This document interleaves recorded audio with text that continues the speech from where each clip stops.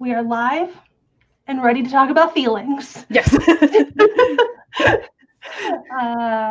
It is that time. Hello and welcome to Nonfiction Book Club. The first thing, who we are, introductions. I don't know why we keep doing this, but it's fine. We're always surprised. Hi, I'm Nicole Sweeney. I make YouTube videos for a living, and in undergrad I studied sociology, which is why I picked this book, though I was not anticipating the direction I think this conversation is going to go. It's fine. I can't believe you didn't plan your undergrad around this conversation. You can see back years ago. I failed. I am Deboki. I guess I also kind of make YouTube videos for a living, but on a different... not here. I just want to clarify. Yeah. The only videos I make on this channel are this live stream. Yes. I make $0 on my channel. Yeah. And it's other channels that make me money, not any of our personal channels. But yeah, I am a science writer. My background is in bioengineering. Where we have no feelings. They're not allowed. So I'm sure we'll talk about what it actually means to think of feelings as allowed and not allowed. Yeah.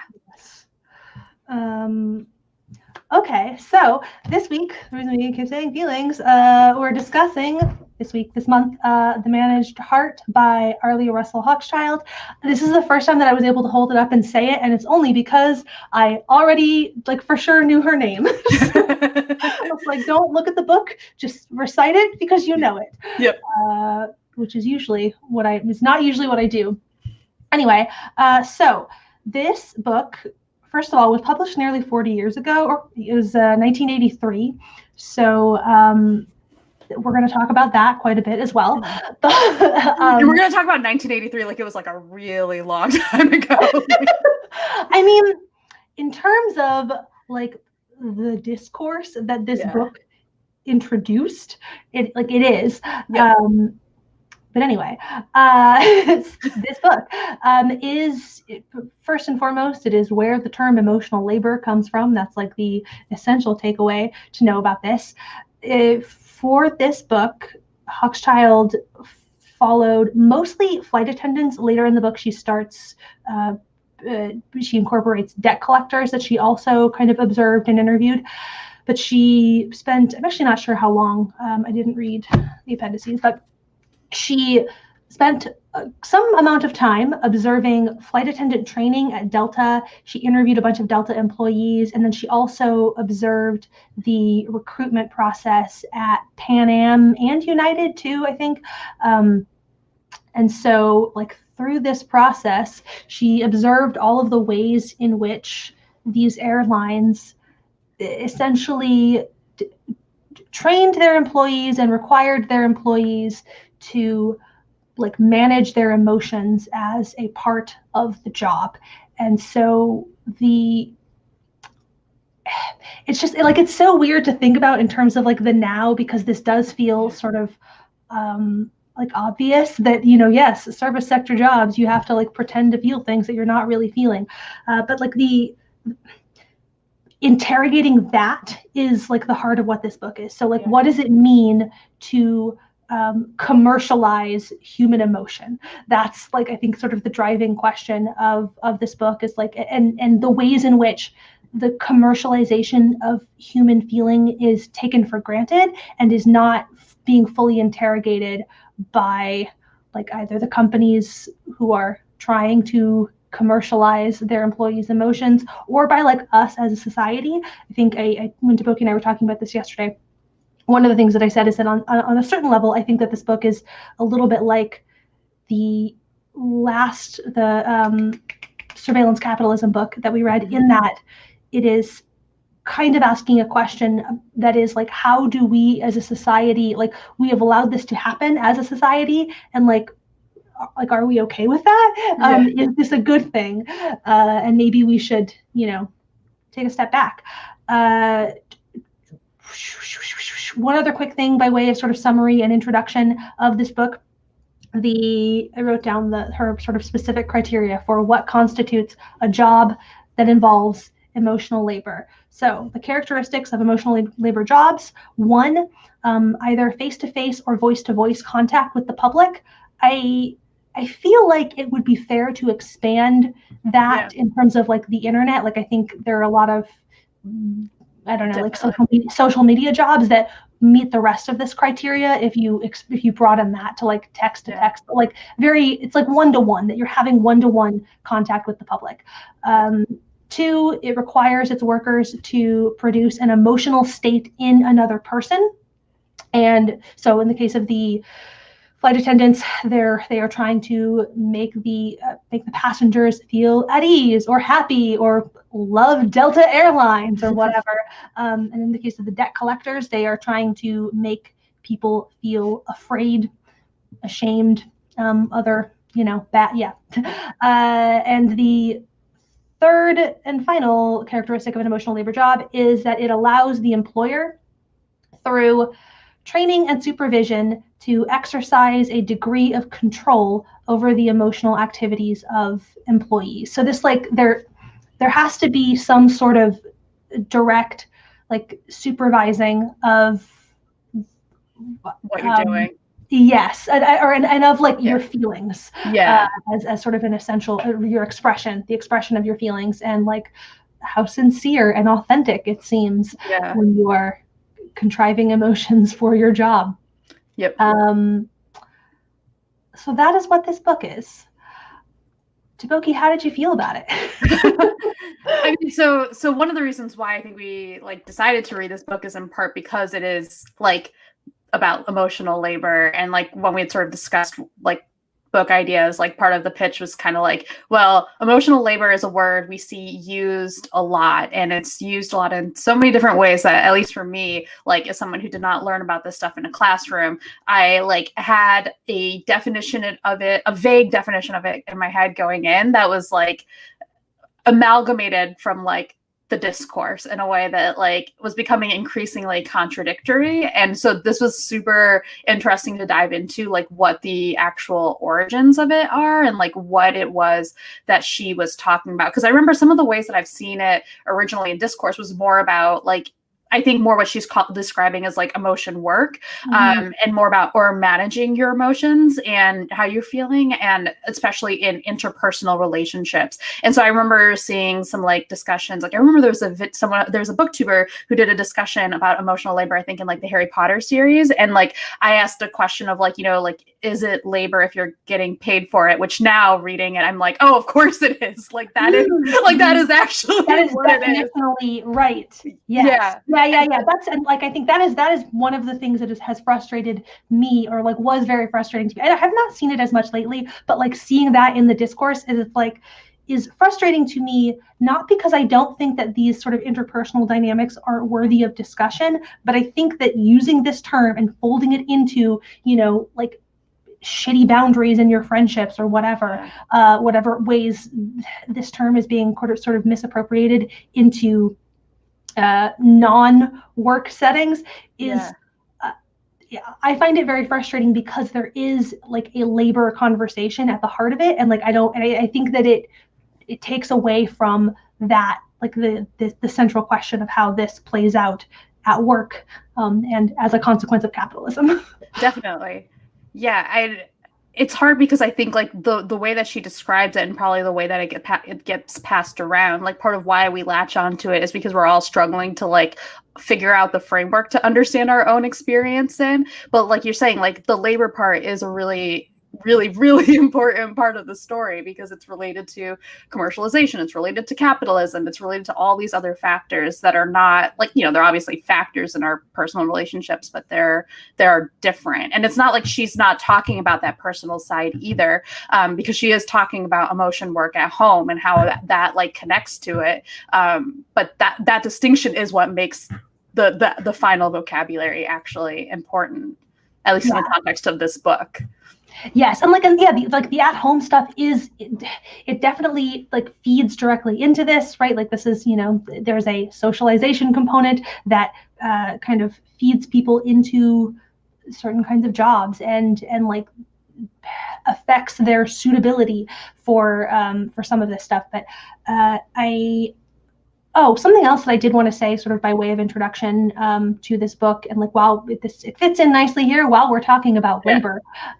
So the thing that I was not actually prepared for about this book is that it is as readable as I expected it to be. I mean, like maybe you found it boring, but it's like it's fairly accessible regardless. It's not like I was surprised. It's super fast to read, like very, very. Yeah, like Age of Surveillance Capitalism was dense. Like I had to reread sentences multiple times to get that. But this, like, I was like, okay, like, and especially realizing how long the appendices are, how long the notes are. I was like, oh, this is actually a very fast read.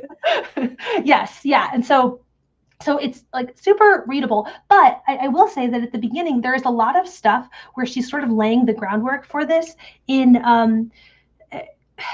With a lot of references to the work of other sociologists. And there are pieces of it that feel like she didn't need to elaborate or explain them, but there are additional layers to what she's kind of tossing out there that that if you don't know that like you're missing sort of pieces of it. So like the most essential thing while we are talking about labor that I want to touch on and acknowledge is that she uses the words alienation and estrangement a lot. Like she talks a lot about being alienated from your emotions or estranged from your emotions. And this idea of like alienation and estrangement is a like Marx concept. So like that is important again to this question of thinking about this as being about labor, because it's sort of, it is situated in a fairly long philosophical tradition in that respect. So all of these references to alienation and estrangement tie back to Marx. And so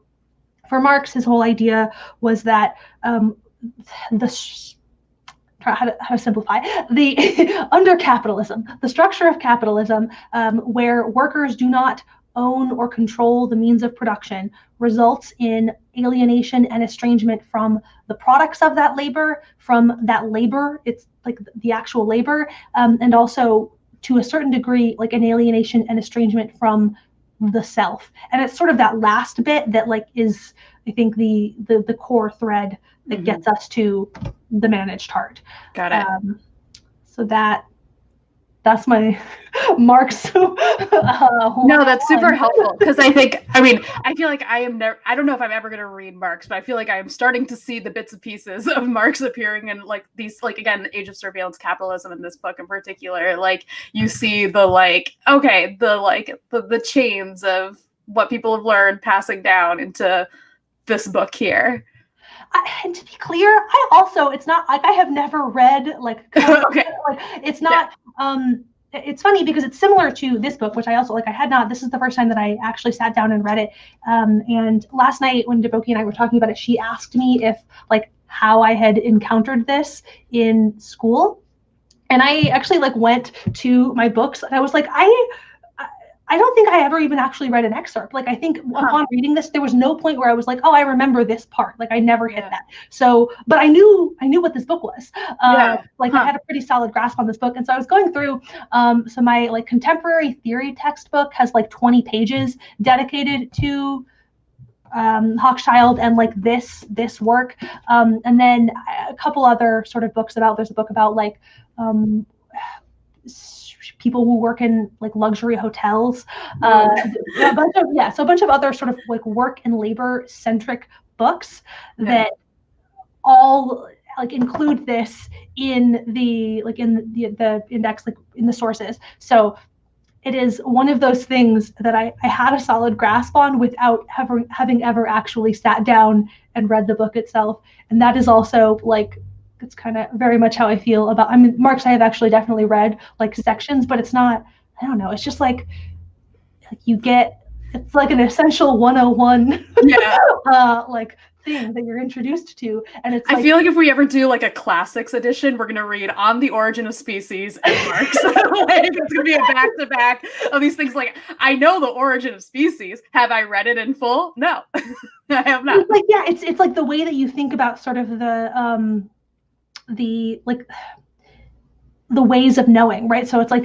you have like this person had this thought. It's like that same sort of chain also exists, I guess, in the social sciences. And it's not like, here, I'm going to go research feelings just because I, with no like basis or ground, foundation or anything like that. It's like, there is actually a really long sort of philosophical sort of framework. The other big thing that she draws a lot on is Irving Goffman, who is his most famous thing is a book called something in everyday life, performance in everyday life. But the crux of that is that he uses a lot of like dramaturgy and like theatrical language to describe how we sort of present ourselves, that we have like a front stage self and we have a backstage self, and just like all of those dynamics in terms of thinking about the ways that we interact with each other.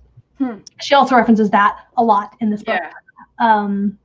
Anyway, that was like a whole tangent. That was not really necessary. I just no, I think it's useful.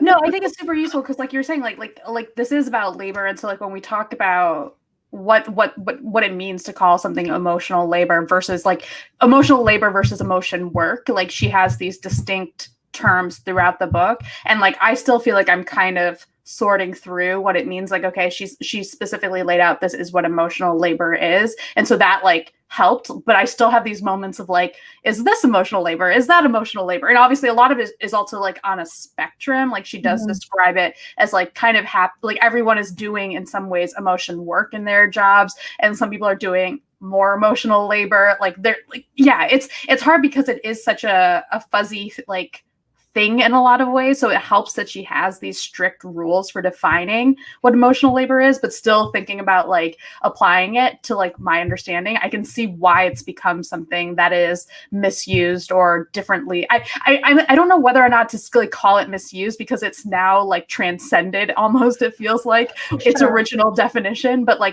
why it's been used in such a different way, like in the conversation. Yes. I also think that like one of the things that I have been thinking about since, I don't know, whatever time, middle of last year, where I was like, stop using this term that way. But I started to sort of have a separate thought though, which is that I don't have a like clear sense, and I have not done any, I'm sure, like I feel like somebody has to have written something about this, but about how like social media sort of intersects with this in terms of, especially for media people who have kind of an online presence, and like it's tied and wrapped up in their jobs.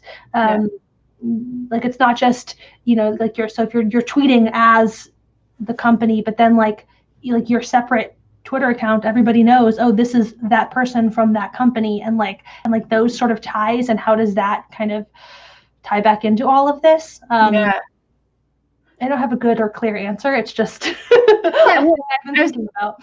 I was thinking about this in the context of sex work, because she alludes to like especially like in her discussion around class, she does allude to like the fact that like prostitution is a form of like sex work is like a form of emotional labor.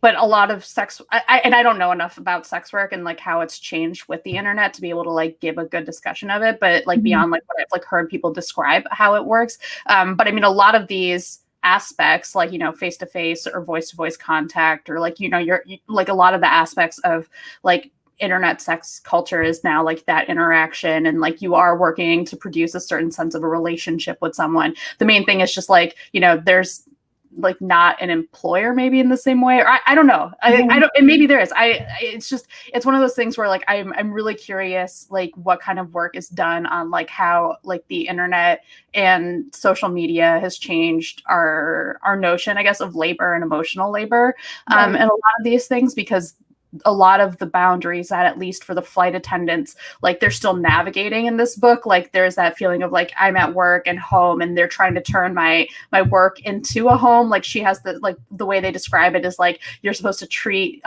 like the plane like it's your living room and you're the hostess. And so like how do you feel when you go home? And she's like describing the different ways that people feel burnt out or like estranged from their home environment in that way.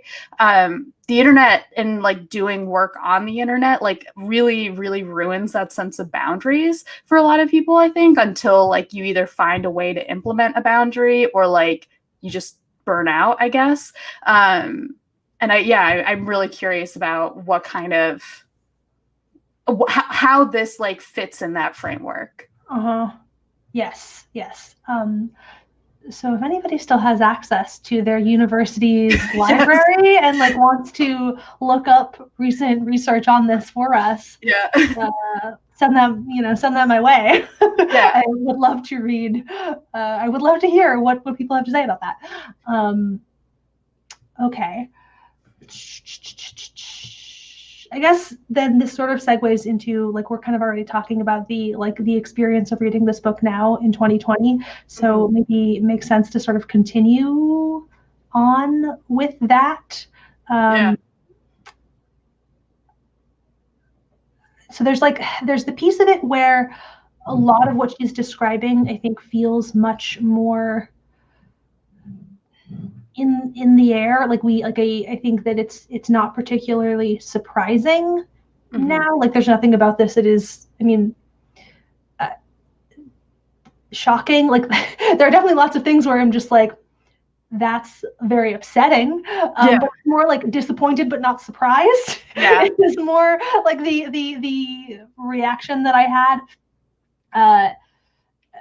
I think, again, I said this before, I do think that that's to a certain degree part of the point. Like I think that even in I don't know how it came across in 1983, but I would imagine that there was a somewhat similar feeling of well, yes, of course, like this is part of how flight attendants are being trained or whatever. There's a degree to which the point is to look at this thing that is happening and kind of dissect it and unpack it. So there's that piece of reading it in 2020. The other piece is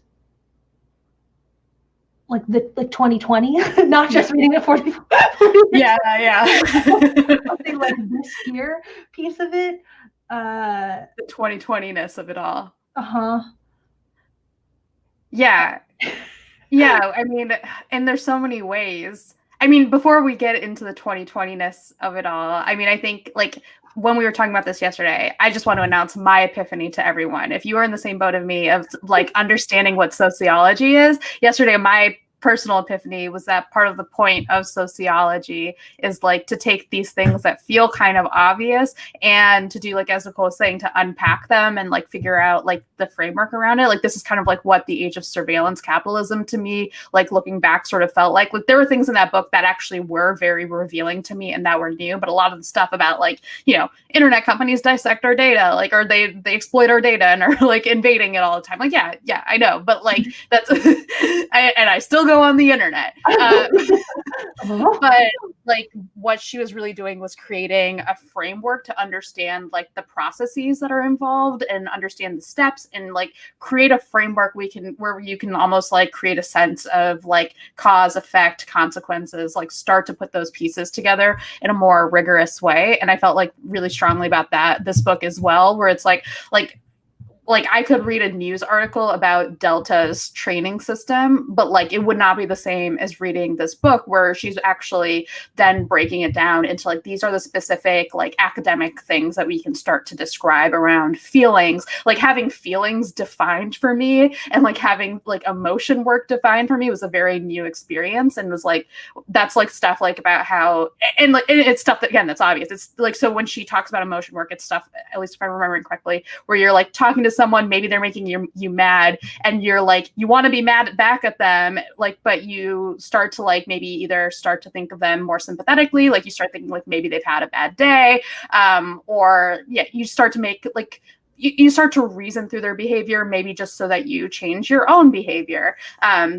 to create a different sense of feeling and then like a different response. And like that is stuff that like on the surface I'm like, yes, of course we do that, but I had like reading her lay it out and then fit it in with other pieces was like really, I was like, oh, okay, I think I'm starting to piece together what we're doing here, and it was really interesting. Yeah, a lot of reading about feelings, not part of your usual. No. Valid. I understand that. I had a thought and it left my brain.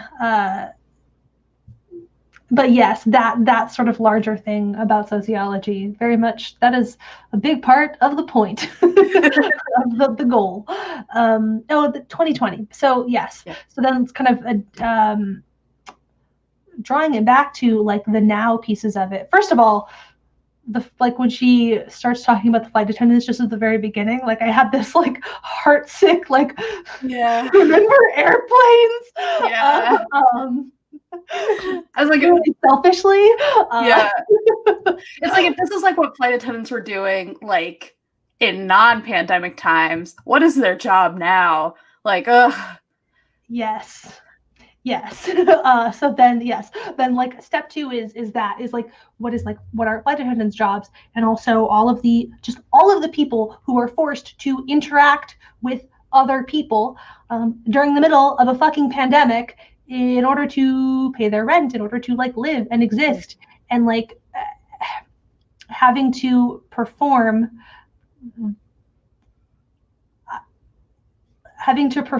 this level of like enthusiasm. No. Yeah. I can't I can't wrap my head around that as a thing, except that it is bad. It's bad. Yeah, NPR, I sent you this article and now I already forgot. But there's like an article about like service workers right now, or like waiters and waitresses. And like, I think there was something about like waitresses who are being told to like take off their masks so that like people can determine how much of a tip they want to give them. And I was like, oh dear. And like, especially right now, so much of the like emotional labor component is about interacting with people, and also so much of 2020 is about not interacting with people and like not knowing how to, or like remembering how to interact in general and have relationships with people outside of your household. And it just seems like, it just seems wild that we, like, in some ways, like so much of our economy right now is being driven by people who are being like compelled into this work because our government is a failure. Yep. It's cheerful. Yeah, I don't,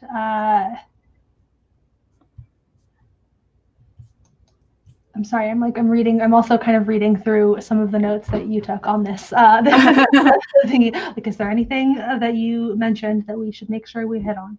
I mean, it's just like bleak, and there's not a ton to say beyond, like, it's just really bleak, and there's no way to not be thinking about that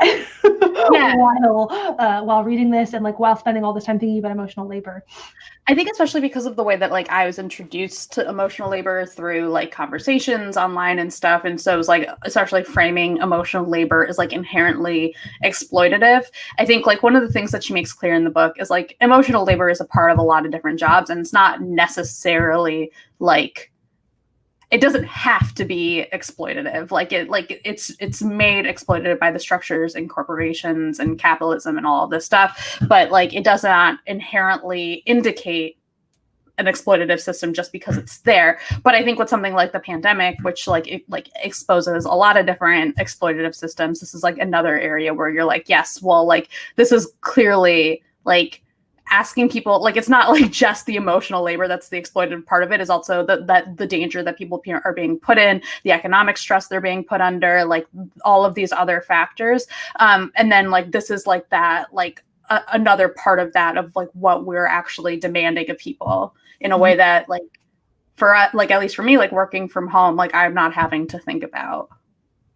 Yeah, that's, yes. Like in addition to the long list of reasons that fucking terrible that people are being put in this position. But like an additional component of that is the idea that in addition to asking people to risk their lives so that people can eat inside or whatever, they are being asked to do it with a smile. Yeah. It's like, and you had also like had like a series of bullet points about class, and this is, I think, connected to that, because there is like a real class component of like both who is going out to eat and then who is being asked to serve them, which was interesting because she says early on, like the type of people who are doing this kind of work at the time that she was studying it are usually middle-class women, and that to me stuck out because I was kind of like, is it? And so I couldn't tell if that was like me like thinking of middle class very narrowly, but it also felt to me like, no, I think these jobs have shifted. Yeah, yes. I definitely think that some of it is like an actual, like the nature. I mean, like the economy has changed rather considerably in the last 40 years. And like, I would be curious to get a better picture of how many, like what, I think she said a third of jobs at the time of this book, like fit her sort of definition for emotional labor. And I cannot imagine that it's not higher now. Yeah. You think about all of the, like the comparison that she makes early on in the book to sort of break down. And again, this is part of the like Marxist lineage of her work, but the way that she's kind of introducing this idea of capitalist exploitation of human emotion is to think about like factory workers and like that sort of like, and she acknowledges like that's like the some of the, like the circumstances that she's describing in this comparison also bad. Like that's not the point. But the point is to say that like the person pulling the lever doesn't need to like pulling levers, doesn't need to like the thing that pulling the lever is going to produce. Like none of that, like however you, doesn't matter how you feel about it, we just need you to pull the lever. Which is part of where the alienation and estrangement comes from for Marx. But here, asking people to like feel a certain type of way about their work is like then sort of part of it. And this is where I was going with that. Sorry, this is like really long, convoluted, but where I was going with that is to say that like with the like factory work has declined pretty radically in the last 40 years. And so like those kinds of jobs, there's no way that number isn't astronomically higher than it was at the time. Like I would guess like something like flight attendants would still be middle class, probably. I'm not really sure. But especially like if we're talking about like when I think of service industry now, to me that seems like not as typically middle class now, unless it's like I don't know, like Friends and teenagers, like when we were kids, like that would be where we would work, but like not.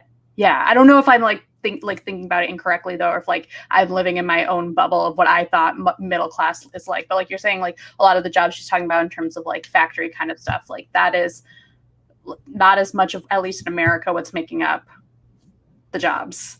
Yes. Yeah. Yes.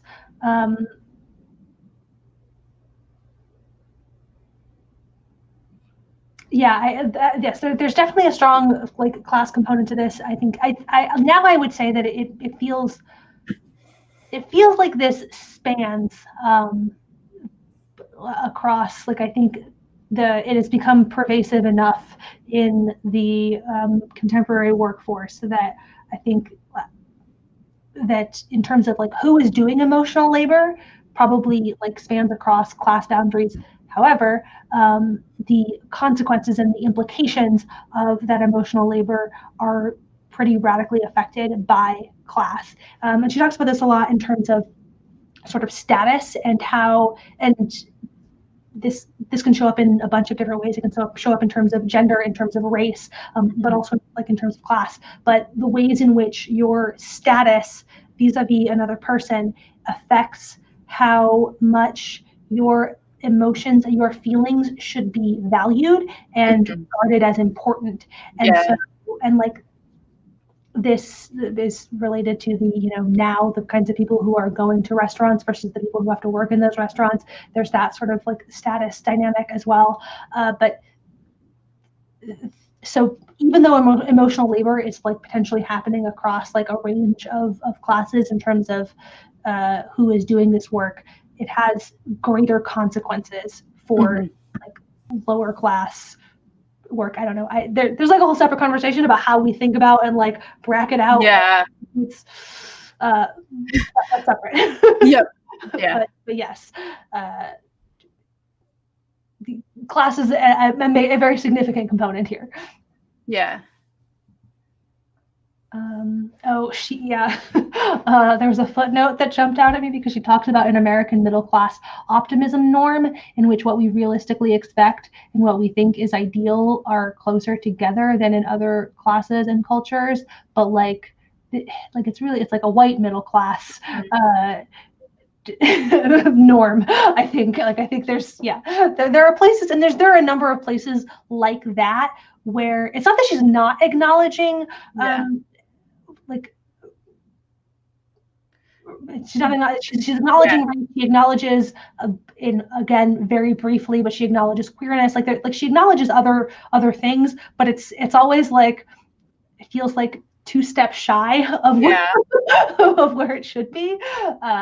There's definitely like some moments where you it's like the way that she frames the default in her books, like you don't realize that she's framing it until you remember that like what you're missing in the analysis, and also when she does note like what she's like these other like parts of it, like of race and stuff, like where you're like, oh right, so you just didn't like, this is not actually like part of when you use flight attendants broadly what you actually mean. And like I guess some of that I get, but it is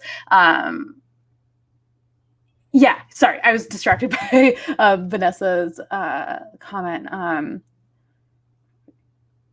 Let me pin it. I think that I've read things about the U.S. economy shifting from manufacturing to service jobs. What you're saying about service jobs, but really being middle class in the way manufacturing is / was. Yeah. I think yes. I think that the this book is assuming that the emotional labor economy is much more middle class than I think that it actually now is. And so I think and especially like it connects to what I was saying too, like about like you start to the way she's talking about the sort of default, it's not until like you're kind of like, wait, but what about these other things, that it's like you realize that she's actually defining that default in such a narrow way. There is a section where I took a note about this, but I lost it. But there's a bit where like when she's talking about the status thing, and then she's sort of introducing the idea of the ways in which status, it comes like fairly late in the book too, which I think is not great. Like I think that that section probably should have been introduced much further, because it would have resolved this thing that we're talking about right now. But she does talk about the ways in which different statuses compound the problems of emotional labor, right? And so, but then 2 to 3 pages later, like she introduces the idea, and then it's in that same sort of section of the book. She mentions that I think male flight attendants comprise 15% of flight attendants at the time that this book was written. And she is sort of talking about the ways in which male flight attendants, emotional labor is not as bad for them, because people take their emotions, passengers, especially male passengers, but passengers in general, are more deferential to male flight attendants, respect them as having authority. They're more likely to assume that the male flight attendant is like the supervisor of all the flight attendants in some capacity, and are just generally more deferential to their emotions. Their emotions are given a higher status. But she mentions sort of offhandedly that and she's also talking about the ways in which a lot of male flight attendants also see themselves in that way too. And so there's a really shitty coworker dynamic as a result of that. But that the gay male flight attendants have the sort of outward like benefit, and so like, but without the like behind the scenes. So they like front stage. They have like the front stage sort of thing of passengers listening to them more and being more deferential to them, and so on and so forth. But like backstage, like sort of with their coworkers, it's a like a very, very different dynamic, and it's much more one of like when a female flight attendant is like, this passenger is being a nightmare, she can like look up, and like he'll come in and like, you know, whatever, and it's a much more like whatever. There's the dynamic is different, and she brings it up in this way that's like, yeah, I don't know why that would be. And I just, you literally, like, we're talking about status. Like, this is literally part of it. And like, I just, that was really frustrating, especially because there's a whole separate conversation to be had about the ways in which like, passing and attempting to like present straight, whatever, like that, whatever that means, but like that as a component of the emotional labor that these like queer flight attendants are having to do. I don't know. It was like it annoyed me so much because it's an example of a thing that she does repeatedly throughout the book. Because the book is 40 years old, I know, but it's annoying. Yeah. I mean, like, these books that came out like 40 years ago, like, inform the way that we also understand them to be flawed, where you're like, oh, right, this is the kind of work that informed what would become the criticism of this kind of work, right? So, like, I appreciate it for what it is, but also, like,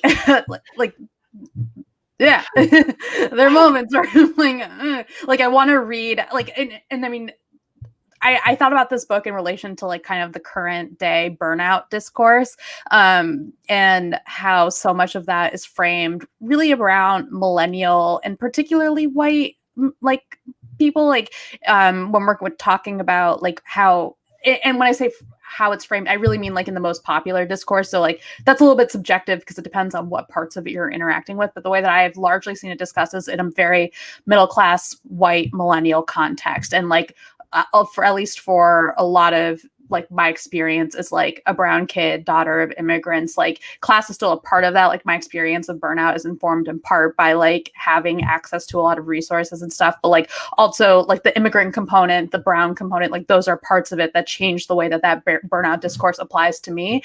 And like for this emotional labor context, like I feel like there is a meaningful discussion about, like you're saying here with the gay men, about like having to like pass in a certain way or like act in a certain way. Like there are all these other components of it that are going completely like analyzed in this book, and I appreciate the focus for what it is, because it like at least I know a lot about the middle class white lady flight attendant, but like I am also like deeply curious then about how it's going to apply in other contexts, and not just like she acknowledges like, you know, this is also very American, you know, in other countries it'll be very different, but also like in America it's going to be different, you know. And so like that's the thing that I'm super, especially like also we're talking about nurses, like that is like there's a lot of stuff there about like who are nurses, all of that stuff. Like there's a lot to unpack that obviously this book did not, but all of that is sort of part of the reason why I'm really glad I'm really glad to be reading it in this context. Like, it's not the kind of thing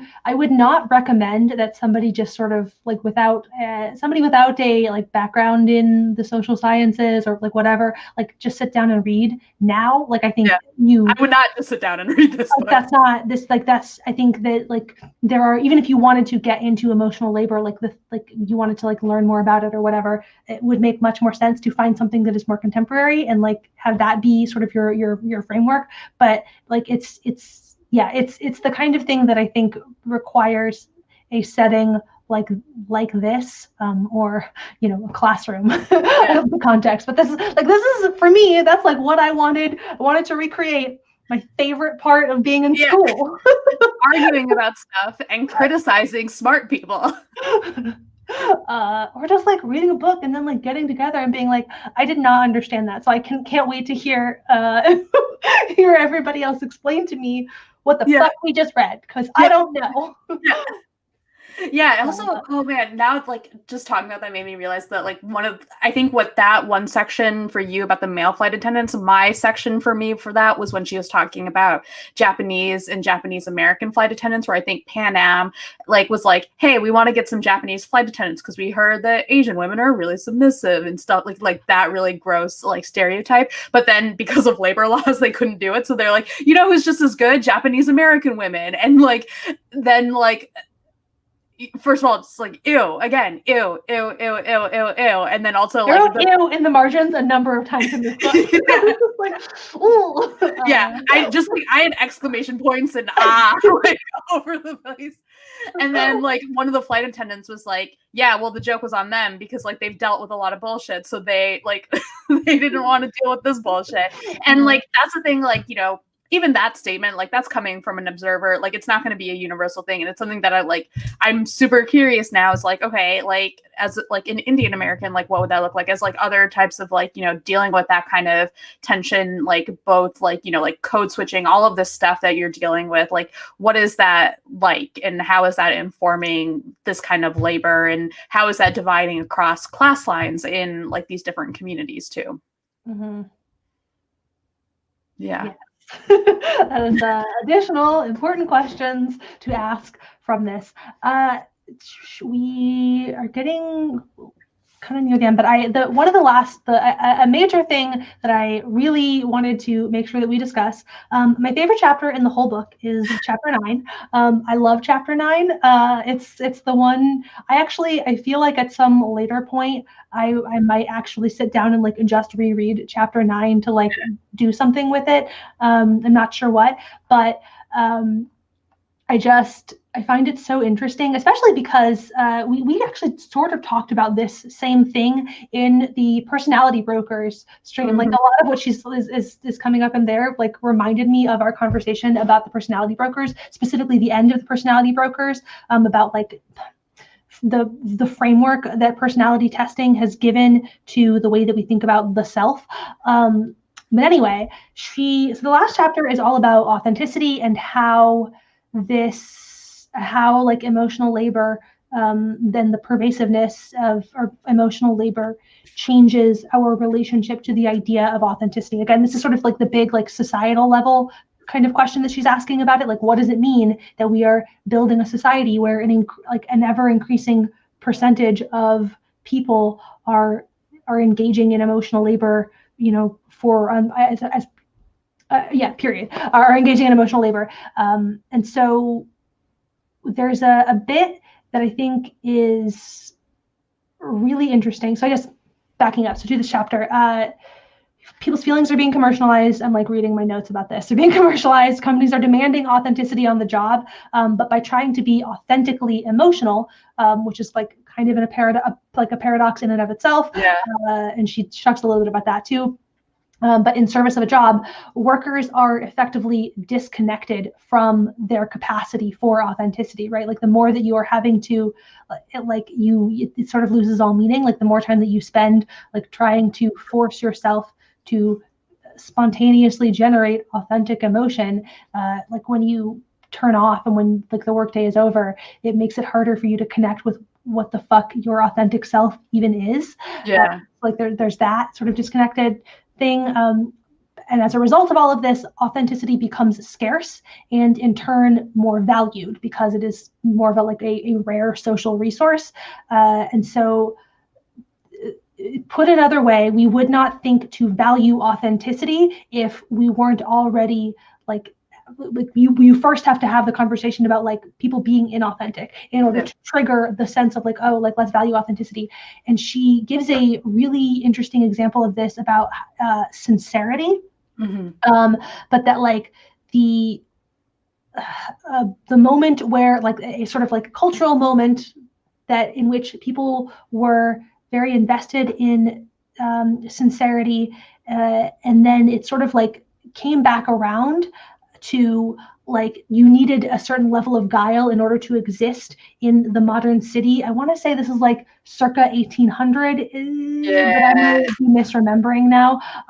But like that, yes. So and it comes back around to where like, you know, actually you just it peaks. It's sort of like insincerity hits sort of its critical mass, right? So like there's like the rise in insincerity, and people are like, oh man, I miss the old days when people were super sincere. But then like but it's still like rising, and then you eventually hit a point where it's sort of guile becomes like a valued sort of trait, and sincerity is seen as like, I don't know, that you're like kind of foolish and like small-minded, or simple-minded, I guess. I don't know how best to describe that, but and so like it kind of comes back around, and it's interesting to me because it feels like this book is, in terms of authenticity, it feels like this book is being written at that sort of first moment, and I feel like we are now living in that second moment where like the idea of authenticity is like you've given up on that idea.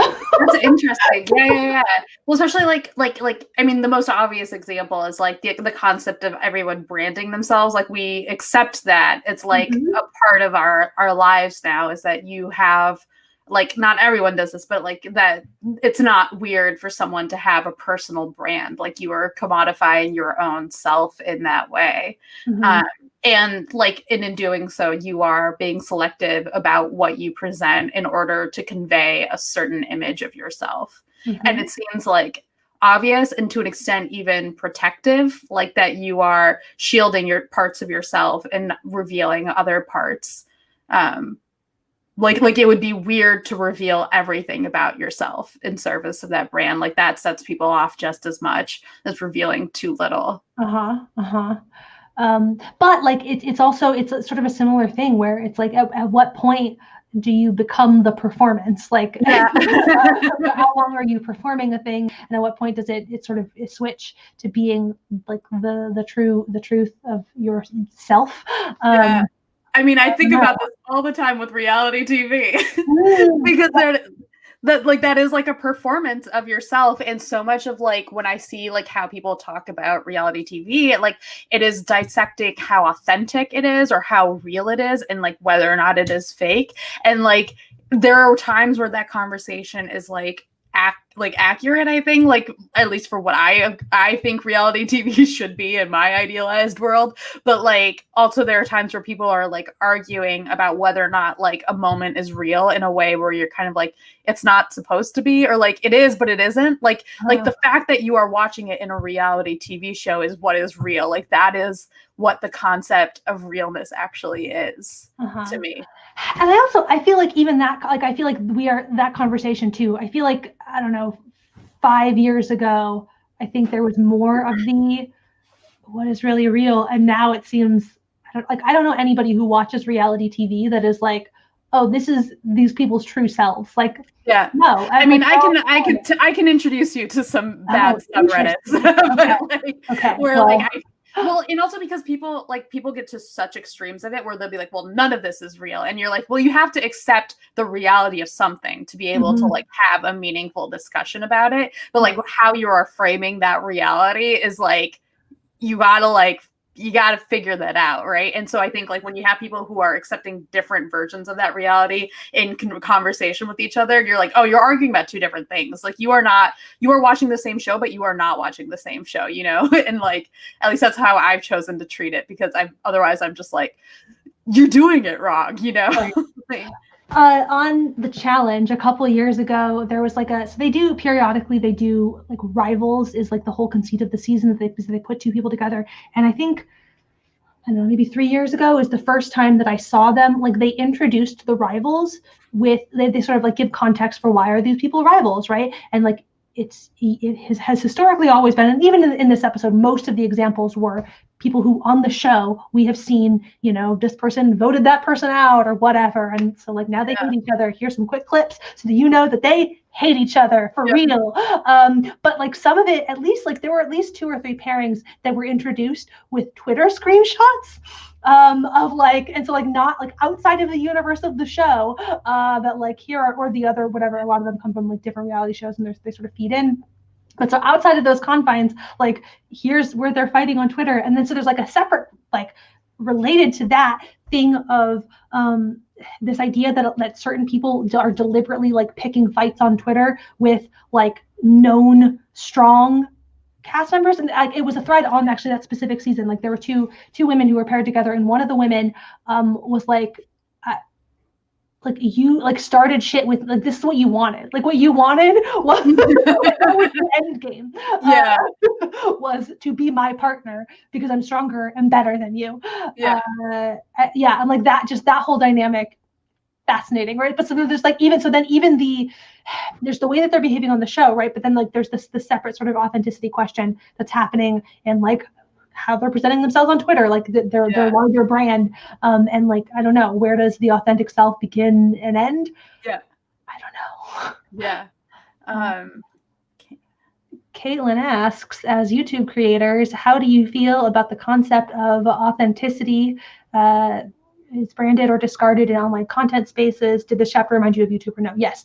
So yes, this chapter reminded me so much of YouTube. I had a lot of YouTube centric thoughts in relation to this. And my feelings are like all the things that we've been saying. I think you asked this question like 4 minutes ago. So and maybe we've sort of effectively answered it. So like I think that I don't know. Do you have additional sort of thoughts to add? Yeah, well, I also think it's interesting to think about it from the audience perspective too, just like influencer culture in general. Cause it's like, this is like why I've been wondering about like how well like emotional labor like applies, like what are the constraints you can loosen on her definitions, because like an influencer does not have a boss ostensibly beyond like a contract that they're beholden to with like if they're doing a sponsorship, but they are their own boss. But there is an extent to which like the way that we interact with influencers, whether through their comments or like through other forums, even if it's not directly with them, that does end up serving as a way to provide like feedback and provide like supervision. Yeah. And so it's not, I don't think like, I would not say it is the same as like a Delta supervisor. Like, I think it is very, very different. But I think there is a weird framework around that I would like, I'm really interested in now, because I feel like the ways that then interacts with the concepts of authenticity, the concepts of like how we police people's behavior, down to like how we see someone as like authentic or nice or friendly or whatever, is really interesting. And I think the concept of authenticity in this is like really fascinating. I mean, it's so clearly related to like the parasocial relationship, like that we are building a relationship in our head with people and like thinking of them as our friend, even though like at the end of the day, like it is not like a friend to friend reaction. But there is still like that community. So it's like there is something, but it's not quite like a direct relationship. And so just like the expectations that we place around that and the way that we have built like actual economies on this is really weird, and obviously like is an offshoot of celebrity culture, which like started off with like starlets as like a little bit more inaccessible, having more of their own private life, and then has become increasingly open, first through tabloids and now through social media. Yeah, it's like the same sort of basic pattern there, right? Where it starts with like a sort of a sliver, and there's much more discrete boundaries between what is the like personal versus public, and it's known that like there are places where it's a violation, like tabloids are sort of like, that's the whole point. That's like the conceit, is that this is a space where we are violating the personal public boundaries. And like, I guess the degree to which you feel that is true, like is sort of, it tells you a lot about your relationship with tabloids, I guess. Like that's what I think about it. The language that I used, but like there's that, but as that, like that boundary getting eroded, as like more and more of us are existing on the internet, and like a portion of our lives are taking place there.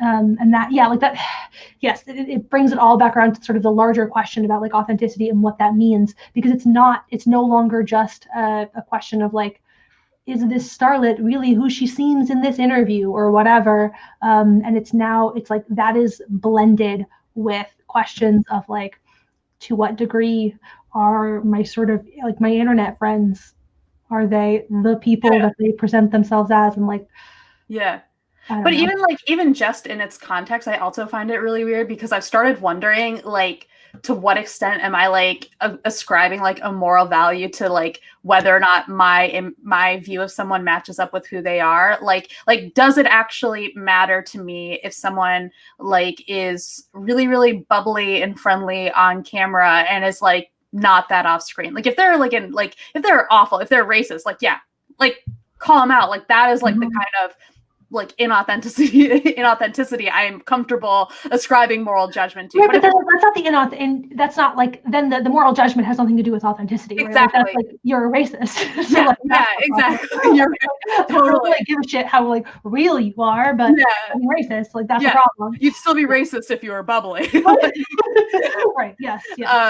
But yeah, like, but does it matter? Like, especially like if you meet someone in person and you're like, oh, they're not really as friendly. It's like, well, like, you know, maybe there's something else going on, or maybe that's just like not how they want to present themselves on camera. And like, am I actually like, to what extent do I personally need someone to be the same person off camera as they are on?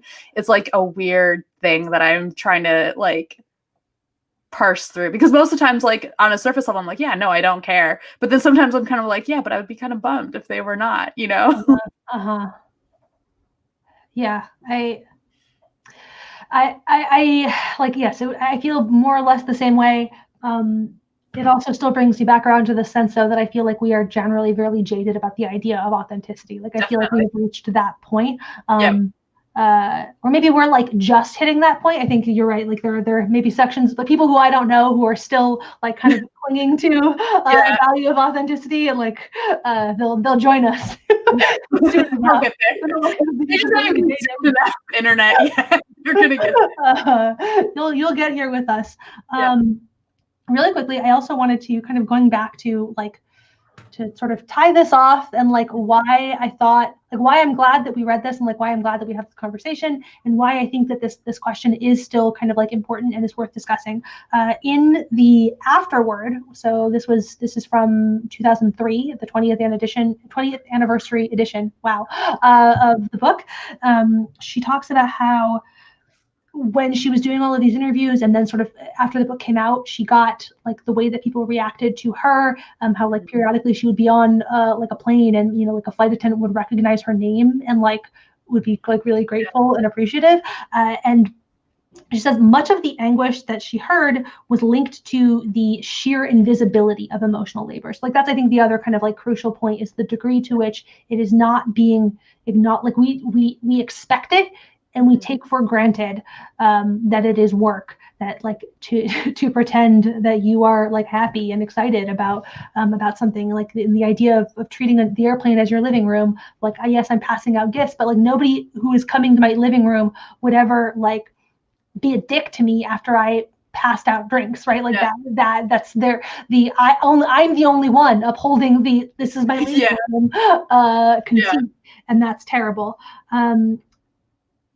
And so I just, I was, is there anything else I wanted to add to that? But no, I think, that I think is part of why this conversation still like matters and is relevant, and why I'm really glad that we discussed it and had this conversation. Do you have anything else that you want to say about the Managed Heart? No. Okay. It is, yes. We've been doing this for just over an hour now, so I feel pretty good. I feel like I understand it a little bit better now. Okay, well then, with that, it is time to announce our book. This is our last book club for 2020. I guess we maybe could have done some sort of like wrap up conversation about a year of nonfiction book club, but maybe we'll do it in April when we get to an actual year. Yeah, full year. On our 1 year anniversary of nonfiction book club. But next month in January, on January 10th, 2021, we are reading The View from Somewhere, Undoing the Myth of Journalistic Objectivity by Lewis Raven Wallace. Yeah, sorry, there's my camera. On Deboki's channel. Yeah, so I've had this book like on my TBR for like since I think the middle of summer, when I heard people talking about it quite a bit, especially in relation to conversations about media coverage of the Black Lives Matter protests that summer. I think this book was published a few years ago, so it's relatively recent.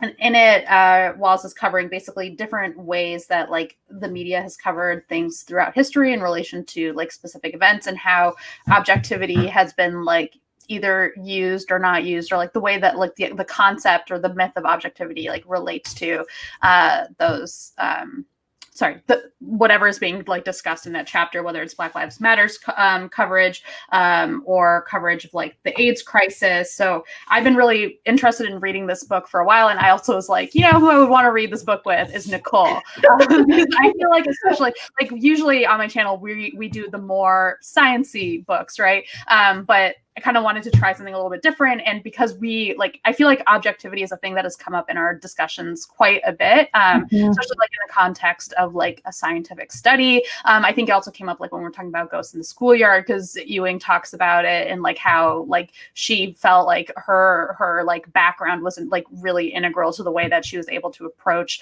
the subject and approach the people that she was talking to.